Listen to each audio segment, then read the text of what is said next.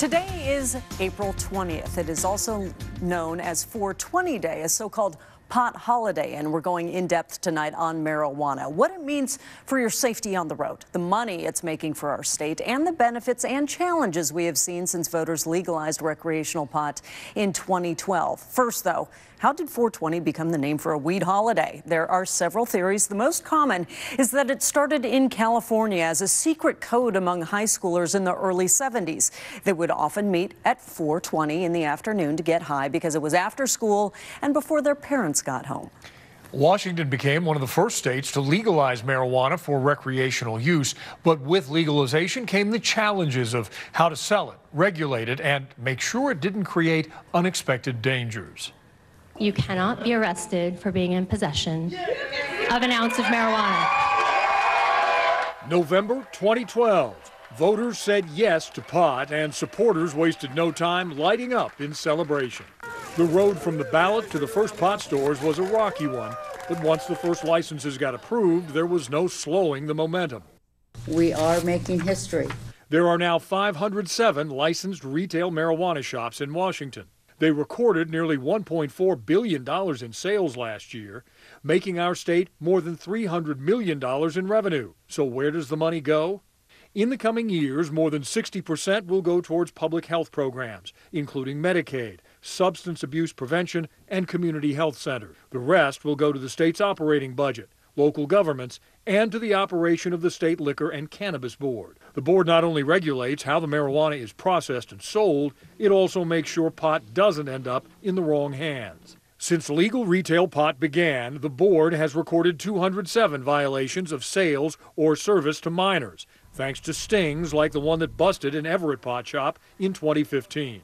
It aggravates me that, they're letting stuff like that happen. But even if the person who buys the pot is legal, that doesn't reduce the potential risk. Washington Poison Center, this is Gordon. Can I help you? Just this week, Cairo 7 dug into the numbers of accidental marijuana overdoses in children. The Washington Poison Center says the number of cannabis exposures in children under the age of 5 increased 40% last year. Often the overdoses are due to edibles that can look a lot like candy. There have been reports that very young children that have accidentally gotten into cannabis products can actually stop breathing. Their breathing slows down to the point where it stops. And that obviously is a potentially life-threatening emergency. It's the reason the state adopted a new Not for Kids warning label for edibles last year. Another big concern raised by opponents of legal pot is the number of drivers who might light up, then get behind the wheel. Feeling really buzzed. Yeah. In 2013, a Cairo 7 investigation showed you what happened when volunteers smoked marijuana, then tried to drive on a closed course with law enforcement watching. I would say that all three would have been arrested for driving under the influence. According to the state toxicology lab, more than a third of all impaired driving cases involve a positive test for marijuana use. That's a total of 3,264 marijuana DUIs in 2016. Those numbers are why several companies are trying to become the first to create an accurate breathalyzer test for marijuana. Devices are currently being tested in California and Colorado. We wanted to know why they weren't being tested here. The State Patrol tells Cairo 7 the current devices are unproven, and there are challenges testing breath or saliva for marijuana since the levels to determine impairment vary from person to person.